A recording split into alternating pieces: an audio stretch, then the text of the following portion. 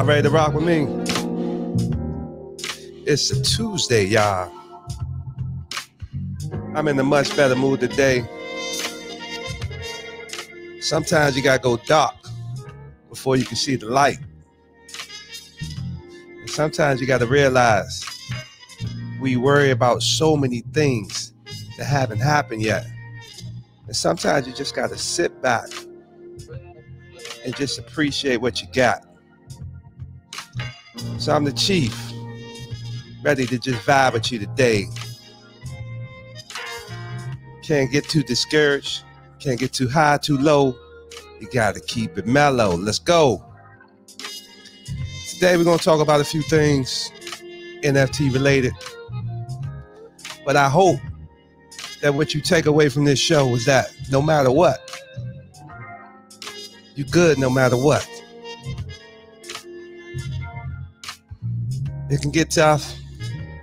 You can get a little discouraged, feel inadequate.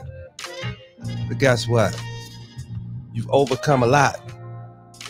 You got a lot to be thankful for. You got people that love you. So I just want you all to just take note, take heed, and just realize that life is pretty cool. Welcome. Welcome, welcome, welcome. I am the Chief NFT Strategist, gang in the building. How y'all doing today? Like I said, happy Tuesday. Yesterday was in a little rut. I went to my advisors. One of my biggest advisors, supporters is my sister. My sister is amazing. She always knows what to say to me when I get a little discouraged. No one believes in me more, maybe my kids, but no one believes in me more than my sister. I really, really do appreciate her. I'm always having a positive and uplifting word for me. I do put a lot on my plate. I support a lot of people. I try a lot of different things. I'm trying to be happy. I'm trying to do something amazing.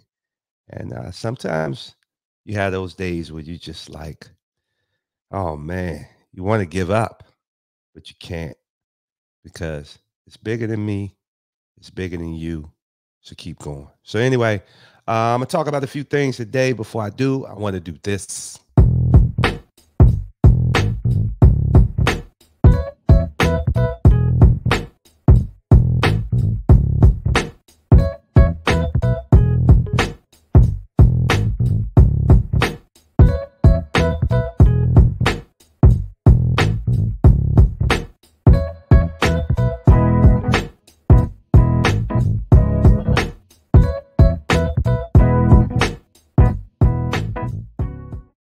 So make sure you go out and mint a Bar Gang NFT. You can go to www.bargangnft.com and you can mint one for 0.85 ETH. The BOTYDay relaunch will be coming March 10th at the Wharf, Miami. The Bar Gang and BOTYDay is a collaboration. Your Bar Gang is going to get you a lot of perks when visiting bars and restaurants. So be sure to go out and pick up a Bar Gang NFT. So I want to jump right into it. The first one is what entrepreneurs need to know before starting a business in NFTs. So if you're an entrepreneur looking to start a business creating and selling NFTs, it's important to have a solid foundation of knowledge before you dive into this market. I spoke with Daniel Magard, a pioneer in art NFTs as well as Bitcoin and cryptocurrency to learn the strategy he used to become a multi-millionaire in the NFT space. So the first thing is get educated and never stop learning. I can attest to that. The learning curve for NFTs is steep. Same thing with tech.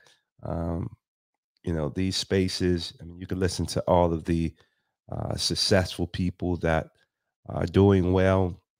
You can hear their stories, hear their mistakes, but I guarantee you, you're going to make your own and you're going to have to maneuver through them how you maneuver through them. So, but anyway, get educated, never stop learning. You need to be educated about the NFT space as well as the platforms that is supported, such as blockchain and cryptocurrencies. Secondly, learn the fundamentals first. Have a solid grasp on what a good NFT will take you Um, have a solid grasp on what makes a good NFT will take you very far in this space. The more time you spend in this space, the more you'll get a handle of the fundamentals of what makes a good NFT. One of the best ways to learn about NFTs and to get involved with the latest happenings is Twitter. Twitter has it set up where you can do searches on NFTs, crypto, and those topics, or whenever those keywords are mentioned, there will be tweets that pop up, and that's a good way to get acclimated with the latest rumblings in the NFT space. You can also set up a Google alert where you can set up a keyword. So I guess every day or how often you want them, you will get emailed the latest news on that particular topic. So those are two things: Twitter, Google alerts. Stay current on trends and changes. The NFT world moves incredibly fast, so it's critical to business success for you to stay up to date on current trends and market changes. If you don't stay updated, you're going to miss out on a ton of opportunities, says Megart. Next, figure out your strategy. Magar's advice is to have a really solid foundation or knowledge before you start investing in or creating NFTs. Once you have a solid foundation, you can start strategizing and planning. You need to have a good strategy that you created for yourself based on your risk tolerance, says Magar. Yeah, that's about it with that article. That was pretty broad. But I would add to that, it's very important to try to, one, YouTube is a great way to hear from people who are considered experts in the space. Also, Twitter Spaces are really good to get acclimated with thought leaders, alphas. Alphas are a group of individuals that give knowledge on the latest happenings. What are some of the good picks? So you want to do the Twitter Spaces, and also you kind of want to create your own um, group of NFT expert, crypto experts. Maybe you're just doing it through text messaging, or you guys do a weekly call, but you want to get together with them on a consistent basis and figure out what they're hearing, what you're hearing, share information, ideas. And that's a great way to develop an investment strategy and just a strategy if you decide to take it beyond that. So, once again, pretty good article. It's pretty broad, but gives you the basis of some of the things that you need to do to get started in the NFT space. I have another article that I want to share with you guys. Yeah. Okay. Here's another one. It seems like every time I'm talking about Snoop, um, Snoop, Reese Witherspoon, and McDonald's. So the title is "If Snoop, Reese Witherspoon, and McDonald's can do NFT, so will you." The NFT is here and it's coming for all of us. Here's what it all means and why it could reshape the way Hollywood does business. Um, when a Christie auction sold the NFT of Beeple's work every day is the first 5,000 days for 69 million in March 2021, it seems like a trip to outer space or a cryptotherapy home spa, the latest absurd fad of the super wealthy. A year later, everyone loves NFTs. Snoop Dogg is planning to turn Death Row Records into an NFT label. McDonald's wants to use NFTs in virtual restaurants that deliver real food. I haven't heard that about McDonald's. That's pretty dope. Let's move on from that one, and then let me go to this one. Let's see who's back in the news. So I swear I talk about them every other show. NFT marketplace Opensea hit with $1 million Bored Ape lawsuit. $1 million is probably chump change to them, but still. Tim McKimmey says his Bored Ape was sold for $26 without his permission. He's accusing Opensea of failing to act on security vulnerabilities in its platform. Opensea, the popular NFT marketplace, has been hit with, I'll forget you ads, $1 million lawsuit brought by a disgruntled user who lost a Bored Ape NFT this month. A collector named Timothy McKimmey is suing Opensea in Texas for security vulnerabilities on his platform that caused his prize NFT to be sold far below fair value, according to a case filed last Friday. McKimmey's complaint is based on a listing bug that saw his Bored Ape 3475 NFT, which bought for 55 ETH, 137,000, sold for 0.01 ETH, $26 early this month. God damn. At the time of the sale, the Bored Ape Yacht Club floor was 100 ETH, 305,000, according to data from CoinGecko. The attacker even flipped the NFT in question for 98.9 ETH moments later. So this is what I don't understand, OpenSea. If the floor is 100, and why would you even? Shouldn't there be something in your technology that prevents a sale for point one? You know that had to be in a typo or error. Why would you even allow that to happen? There should be something that catches that. It's oh my gosh, like I said, it's suspect at this point what happens in OpenSea. But anyway, as part of the suit, McKinney says OpenSea failed to address security issues, putting users' NFTs at risk. The plaintiff is one of several users that reported falling for the listing bug mishap. So you can continue reading that article. I hope that the guy wins. Um, yeah, it's kind of crazy that that can even happen. If you got 100 floor, there should be some type of trigger that the floor is 100. You sure you want to sell for point one? Or it should be you got to put some type of code or authenticator app or something to verify that you're willing to sell at that price.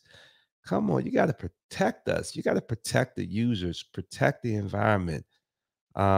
Anyway, I hopefully this guy wins. I mean, if he bought a Bored Ape for 137,000, I think he got good lawyers. So hopefully he wins. So anyway, I want to wrap up, y'all. Before I do, I want to talk a little about money. Um, I'm going to share a video with you guys in 1 minute with BBT that I did, I believe last year at some point, just talking about finances. I think that it's very important that we have discussions with finances, obviously with our kids, but more importantly with ourselves, understanding it's not just work, it's not just buy things, but obviously it's saving, it's investing, and importantly, most importantly, that we're putting money away for retirement. I'm big into passing on what you've built, what you have, whether it's a lot or a little, passing it on to the next generation, giving them an opportunity to experience things a little bit better than you. So I'm big in life insurance. I'm big in all types of insurance, life insurance. My business is home care, so I'm big into long-term care insurance because unfortunately, you don't know when that fall might happen or when you might get sick. So it's very, very important that you have insurances to in place to protect you. Short-term disability, like I mentioned, long-term care, life insurance. If unfortunately you pass too soon, you can pass something on to your kids or whoever that special person is in your life. So I think one of the things, especially in the Black community, we don't have these conversations. A lot of times, talking about money is boring. We don't seek out advice or help. So, in situations where we're working, we're making a decent income, we don't have any strategy to put some of it away or how we can create more income for us to, one, like I said, put our family in a better position, put ourselves in a position once we're not able to work anymore to continue to make money. One of my best strategies, obviously, I've said this on numerous occasions, start a side business. And if that does well, ultimately that could become your full-time business. That could eventually take you away from your job. So I want us to start thinking, but more importantly, talking about money, really understanding the significance of the conversations need to happen because that's how we're going to know where our money is going, where it's at, and where it's going to take us. And I like this. One of the big things I learned, even in running the business, is that you can get caught up, obviously, doing the business, running all the aspects of the business. But one of the best ways to really, really get your business going is to study the numbers, really embrace where you are, where you need to be to break even, where you need to be to start making money, where you need to be if you're looking to eventually sell, get to that point so you can exit. So, once again, money is important. I want us to start having those conversations, young and old. And if you don't know, pick up a book, go to YouTube and seek out some experts. An expert is relative. I'm not an expert, but seek out people that may have some tips and advice that can help you in your individual money journey. But it's important to have those conversations. So anyway, I want to share this and then I'm out of here. Do you ever think about what you're going to do for retirement? Do you even think about retirement? If you're working, you better start. Whether you're a busser or a business owner, have an end goal. I fear my generation is going to be lost 20 years from now. It's sad, but we're not even discussing it. We're just worried about how to survive week to week. At least the boomers had Medicare, Social Security, pensions, low real estate prices. What do we got? We have self-funded retirement plans that we have no clue how to invest in. We have credit card and student loan debt, underwater mortgages, and no emergency reserves. The government ain't saving us, so we must move differently. Well, it's time to hit the gym because there's no days off. Wake up, people. The future is right around the corner. Invest in you and take some risks. Learn a trade, start a business, buy land, invest in life and long-term care insurances. Oftentimes, retirement in the Black community is reaching the age of 55 and not being able to find a job. We must change the narrative, and the time to plan is now. Smile for a thumbnail. I'm getting up out of here. I just want to vibe out with y'all a little bit more. Yeah, we can talk about money. We can focus on what we don't got, but then we also can appreciate what we got. So look, make sure you like, comment, share, subscribe, all those good things. The Chief is here, and I'm just vibing with you. Let's go.